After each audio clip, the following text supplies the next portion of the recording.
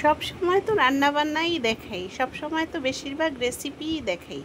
আজকে চলুন তাহলে আপনাদের সাথে শেয়ার করি আমার বাসায় কি কি রান্না হয়েছে। তো প্রথমেতে খিচুড়ি দিয়ে শুরু করেছি। খিচুড়িটা সুন্দর করে মেখে ঝুঁকে আমি একটু ভেজে নিলাম। আর সাথে কি কি থাকছে অবশ্যই দেখবেন। তো সাথে হচ্ছে রান্না করা একটু গোশত ছিল, খিচুড়ির সাথে দিয়ে দিয়েছিলাম। তো এইভাবে করে আপনারা কারা কারা খেয়েছেন অবশ্যই কমেন্টে জানাবেন। হ্যালো এভরিওয়ান, আসসালামু আলাইকুম, ওয়েলকাম জানাচ্ছি নতুন আরও একটি ব্লগ ভিডিও দেখার জন্য। আজকে কোনো রেসিপি করব না, আজকে আমার বাসায় কি কি রান্না বান্না হচ্ছে ওগুলো একটু আপনাদের সাথে শেয়ার করব। তাহলে ভিডিওটা পুরোপুরি দেখবেন, টেনে দেখবেন না। কি কি রান্না হয়েছে দেখতে হবে তো আজকে। চলুন তাহলে শুরু করি।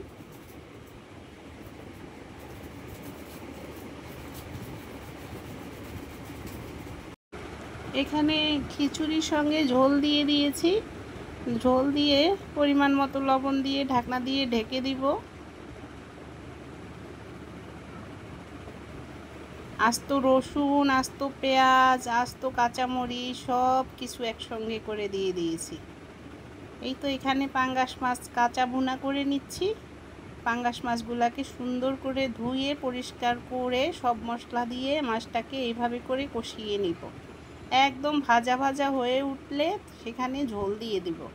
তো দেখতে থাকেন কিভাবে রান্না করি। ভালো লাগলে অবশ্যই সাবস্ক্রাইব করবেন। তো আজকে রান্নাগুলা অনেক ইয়ামি, যারা যারা খাবেন রান্না করে তারা অবশ্যই বুঝতে পারবেন। আর যারা পাঙ্গাস মাছ পছন্দ করেন তারা তো অবশ্যই রান্না করে একবার হলেও খাবেন। মানে আমার বাসায় আমার বাচ্চারা এই মাছটা ছাড়া আর কোনো মাছ খায় না, কারণ এই মাছের কাটা নাই, সেই জন্য ওরা এটা খায়। তো এই তো দেখছেন বুনা বুনা হয়ে গিয়েছে, এখন ঝোল দিয়ে দিব। অল্প পরিমাণে ঝোল দিয়ে এটাকে আবারও বুনা বুনা করে নিব। এইভাবে করে রান্না করলে আর ভাজার প্রয়োজন হয় না। ভাজা মাছের টেস্টটা একটু অন্যরকম লাগে, আর কাঁচা মাছের টেস্টটা অন্য রকমের লাগে। আমি মাছে কখনো আদা দেই না।